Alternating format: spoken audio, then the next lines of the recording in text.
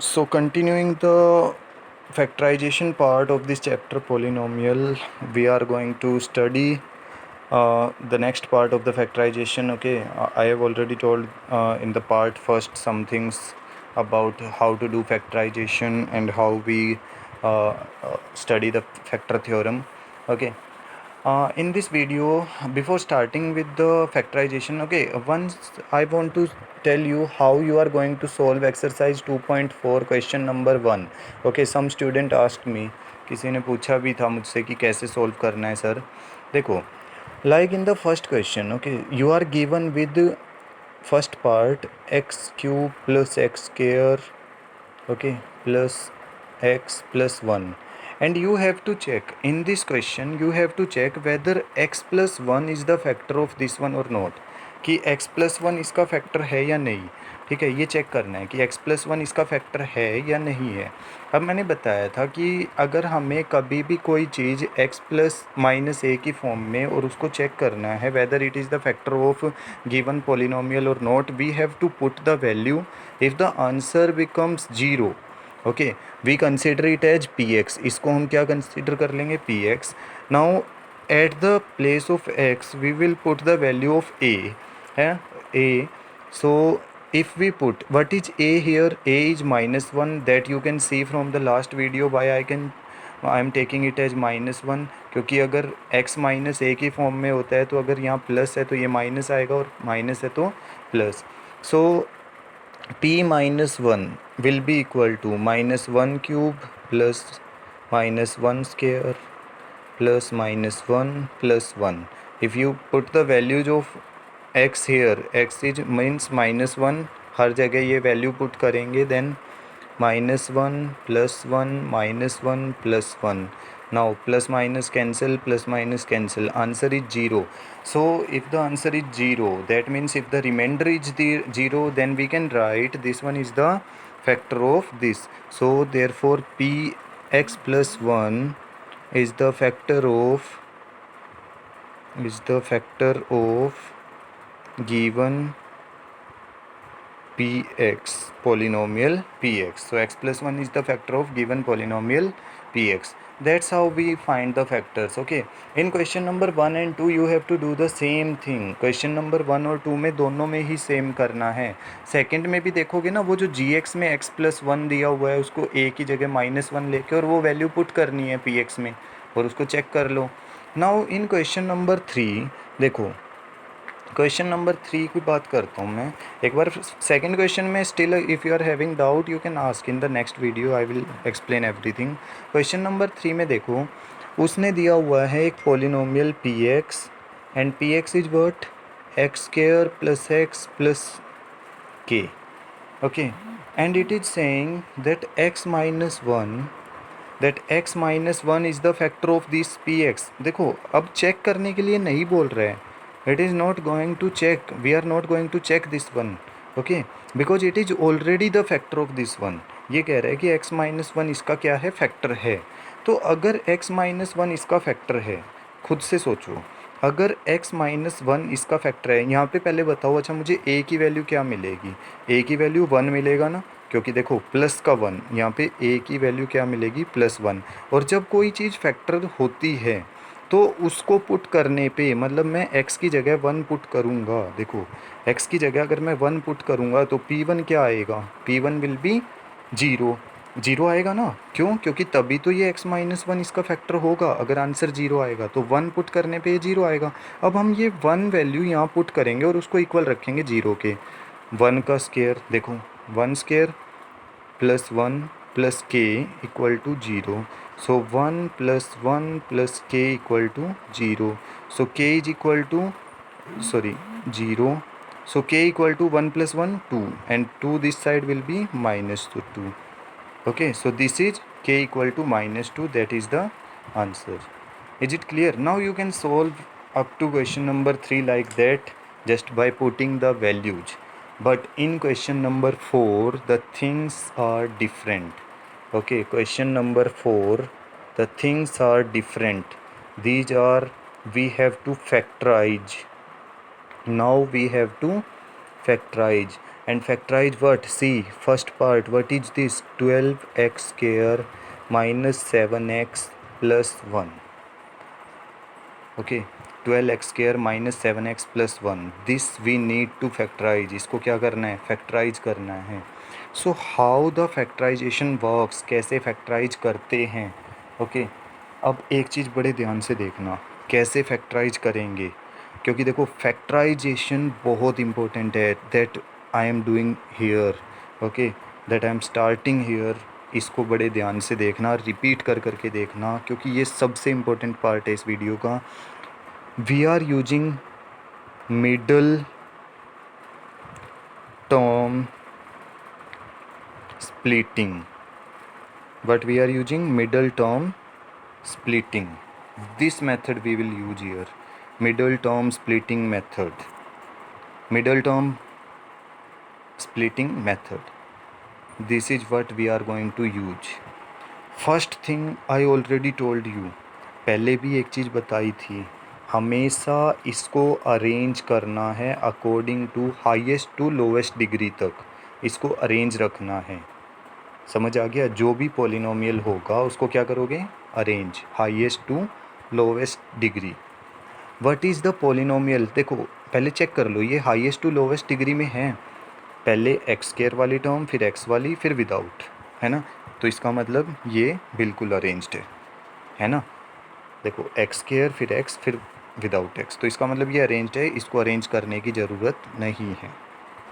कोई भी पॉलिनोमियल ना हमेशा इसी फॉर्म में a x square plus b x plus c, इस फॉर्म में होना चाहिए. A x square plus b x plus c. देखो एक्स स्क्वायर वाली टर्म, एक्स वाली, और फिर कांस्टेंट सी वाली टर्म.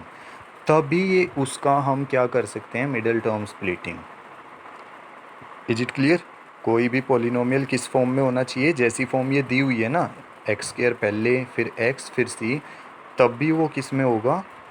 मिडल टर्म स्प्लिट हम कर सकते हैं. Now how to do the middle term? एक एक स्टेप को बहुत क्लियरली देखना और उसके बाद मुझे बताना कि कहाँ डाउट है. देखो सबसे पहले 12x square minus 7x plus 1 है. ठीक है, 12x square minus 7x plus 1. सबसे पहले क्या करना है? मल्टीप्लाई. किसको मल्टीप्लाई करना है? मल्टीप्लाई करना है जो a होगा. a क्या होता है? जो एक्स स्क्वायर के साथ कोई भी कांस्टेंट, एक्स स्क्वायर का कोफिशिएंट जो होगा ना, एक्स स्क्वायर का कोफिशिएंट देख रहे हो? कोफिशिएंट पता है ना? कोफिशिएंट होता है जो भी नंबर यहाँ पे लिखा होगा एक्स स्क्वायर के साथ. क्या नंबर है यहाँ? 12. और सबसे लास्ट जो भी कांस्टेंट होगा उनको क्या करना है? मल्टीप्लाई. देखो ध्यान से देखना, क्योंकि ये बहुत इंपॉर्टेंट है, इसलिए मैं कह रहा हूँ. कांस्टेंट जो भी होगा, जो भी कोफिशिएंट होगा किसका? एक्स स्क्वायर का, उसको मल्टीप्लाई करना है कांस्टेंट टर्म के साथ. तो 12 बन जा 12. अब हम यहाँ लिख रहे हैं 12. समझ आ गया होगा 12 क्यों लिखा मैंने, है ना? क्योंकि 12 वन जा 12. सो हो गया. एंड साइन देख लो, ये भी पॉजिटिव है, ये भी पॉजिटिव है, तो इसलिए प्लस का 12 लिया है. अब इसके फैक्टर करते हैं. 2 6 जा 12, 2 3 जा 6, 3 1 जा 3. कैसे फैक्टर करने हैं? Prime factors. You have to do the prime factors. ऐसे मत कर लेना कि मैं तो 6 से डिवाइड करूँगा, 6 2 जा 12 होता है, ठीक है, या मैं तो 4 3 जा 12 लूँगा. ऐसे नहीं करना है. क्या करना है? प्राइम फैक्टर्स करना है. Is it clear? पहले क्या करना है? Prime factors. 12x square minus 7x plus 1, पहले constant coefficient of x square को कांस्टेंट टर्म से मल्टीप्लाई करके उसके प्राइम फैक्टर्स करने हैं. प्राइम फैक्टर्स हो गया ना? Now after doing the prime factors, in prime factors से ना सिर्फ दो नंबर्स बनाने हैं जिनको प्लस या माइनस करने पे, जिनको क्या करने पे? प्लस या माइनस करने पे हमारी मिडल टर्म के इक्वल वाला हमें नंबर मिल जाए. समझ आ रहे हैं? मैंने बोला देखो यहाँ पे कितने नंबर्स हैं हमारे पास? 1 2 3 और इसको मिला के 4 हैं. लेकिन मैंने बोला कि इनको मल्टीप्लाई करके दो अलग अलग नंबर्स बना दो, दो अलग अलग नंबर्स बना दो, जिसको फिर उन दो नंबर्स को प्लस या माइनस करने पे 7 बने. और ये सब यूज भी होने चाहिए, ये सब के सब यूज होने चाहिए. ऐसे नहीं कि भाई मैं तो यहाँ से 3 2 जा 6 करके और इस 1 को यूज कर लूँगा, तो 6 + 1 बन तो गया 7। ऐसा नहीं होगा, सब कुछ यूज होना चाहिए। Is it clear? ये बहुत प्रैक्टिस से आएगी चीज़, जब प्रैक्टिस करोगे ना तभी आएगा ये, ठीक है। सबको यूज करके कोई भी ऐसे दो नंबर बनाओ जिनको प्लस या माइनस करने पे 7 बन जाए। अब देखो 2 2 जा 4 एंड 3 1 जा 3। देखो मैंने सबको यूज भी कर दिया और दो नंबर बना दिए, दिख रहा है ना। वीडियो रिपीट कर लेना, सब कुछ सारे वर्ड्स को बहुत ध्यान से सुनना। 2 2 जा 4, 3 1 जा 3, तो दोनों को प्लस करने पे 7 बन रहा है या नहीं बन रहा है?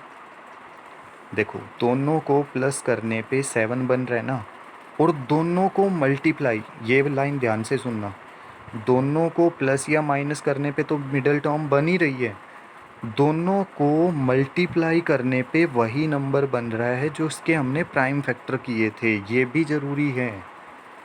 एक क्वेश्चन और कराऊंगा मैं इसके बाद, दोनों को मल्टीप्लाई करने पे भी सेम नंबर बन रहा है। तो अब देखो 12x², अब तुम कहोगे कि सर 4 + 3 करने से तो +7 आएगा, लेकिन हमें तो क्या चाहिए -7, है ना। तुम कहोगे कि 4 + 3 करने से तो +7 आएगा, लेकिन हमें क्या चाहिए -7। तो हम ऐसा करेंगे ना, माइनस का ही 4x ले लेंगे, माइनस का ही 3x ले लेंगे, प्रॉब्लम सॉल्व हो गई सॉल्व।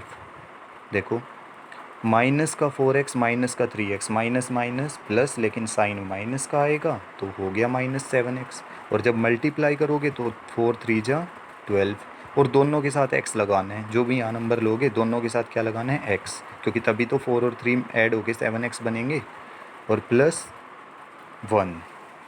अब देखो इन दोनों में से कॉमन लेते हैं, 12x² - 4x, ये क्या है 12x², ये क्या है -4x। अच्छा बताओ 12 और 4 में से मैक्सिमम नंबर कॉमन लेना है, कॉमन तो इनमें से 2 भी आ जाएगा, लेकिन मैक्सिमम से मैक्सिमम, तो मैक्सिमम से मैक्सिमम क्या नंबर कॉमन आ रहा है 4 और x भी कॉमन आ रहा है, देख लो x यहाँ भी है x यहाँ भी है, लेकिन स्केयर कॉमन नहीं आ सकता क्योंकि यहाँ स्केयर नहीं है। अब देखो यहाँ क्या बचा, यहाँ पे क्या बचा 3, 4 3 जा 12 होता है, तो 3x, एक x बच गया ना, एक ही तो कॉमन गया है। यहाँ से तो देखो पूरा 4x कॉमन चला गया, देखो यहाँ से पूरा 4x कॉमन चला गया, तो यहाँ क्या बचा फिर 1 बचा, पूरा कॉमन चला गया तो -1 बच गया। अब इन दोनों में से कुछ कॉमन आएगा, देखो ध्यान से, इन दोनों में से कुछ कॉमन आ रहे हैं नहीं, मुझे तो कुछ लग नहीं रहा, क्योंकि यहाँ 3 है, यहाँ 1 कुछ भी नहीं, और x इसके साथ है ही नहीं। तो जब इन दोनों में से कुछ कॉमन नहीं है, तो यहाँ पे क्योंकि माइनस है तो इसलिए यहाँ क्या ले लेंगे माइनस, और 1 तो कॉमन आ ही सकता है ना, क्योंकि 1 × 1 1 होगा, और 3 × 1 वो भी 3 होगा, तो 1 कॉमन लेंगे। अब अंदर देखो ये माइनस मैं कॉमन ले चुका हूँ, तो माइनस कॉमन आ गया, तो यहाँ क्या बचा 3x। और जब भी यहाँ माइनस कॉमन आएगा तो अंदर वाला साइन ऑटोमेटिकली चेंज हो जाएगा। अगर यहाँ माइनस, अगर प्लस आता ना तो ये अंदर प्लस ही रहता, लेकिन अगर यहाँ माइनस आता है ना तो अंदर वाला साइन अगर प्लस है तो माइनस, और अगर माइनस है तो प्लस, तो यहाँ क्या बन जाएगा 3x - 1। अब देखने वाली चीज़ ये है कि अगर तुम्हारे कॉमन लेने के बाद ये दोनों ब्रैकेट्स में आने वाली चीज़ सेम बन गई, देख लो, अगर कॉमन लेने के बाद अगर ब्रैकेट्स में आने वाली चीज़ें सेम बन गई, ब्रैकेट वाली thing if remain the same, then you are doing correct, इसका मतलब तुम ठीक कर रहे हो। समझ आया? देखो सेम बन गई ना, so it will be 3x - 1 and it will be 4x - 1, क्योंकि देखो 3x - 1 दोनों में था ना, 3x - 1 3x - 1 हमने ले लिया कॉमन, यहाँ बचा 4x, ये बचा -1, ये हमारे फैक्टर्स आ गए। बताओ हुआ क्लियर? ऐसे होगा नहीं, you have to do the practice करनी पड़ेगी, ठीक है। अब मैं वीडियो वैसे ज़्यादा लंबी करना नहीं चाहता क्योंकि वो बड़ी प्रॉब्लम हो जाती है अपलोड करने में भी, तो इसलिए मैं सेकंड वीडियो में फिर से स्टार्ट करूँगा, इसको एक बार और प्रोसेस को स्टार्ट करूँगा, but still try to solve the question number 4। Question number 4 के जो रिमेनिंग 3 पार्ट्स हैं उनको सोल्व करना ट्राई करना, ओके। That's it.